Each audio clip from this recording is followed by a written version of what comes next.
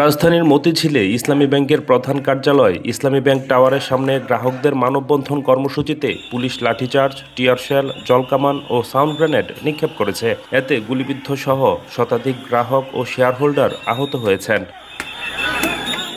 প্রত্যক্ষদর্শীদের বরাতে জানা যায়, সোমবার সকালে মানববন্ধন শুরুর আগেই পুলিশ ঘটনাস্থলে অবস্থান নেয়। কর্মসূচি শুরু হওয়ার সঙ্গে সঙ্গে পুলিশ টিয়ারশেল ও জলকামান ব্যবহার করে এবং লাঠিচার্জ শুরু করে। এতে মানববন্ধন ছত্রভঙ্গ হয়ে যায় এবং বিশৃঙ্খলা সৃষ্টি হয়। আহতদের স্থানীয় হাসপাতালে নেওয়া হয়েছে। আন্দোলনকারীদের দাবি, বোর্ড মিটিং ছাড়াই এবং বিধি বহির্ভূতভাবে চেয়ারম্যান নিয়োগের প্রতিবাদে তারা এই কর্মসূচি পালন করছেন।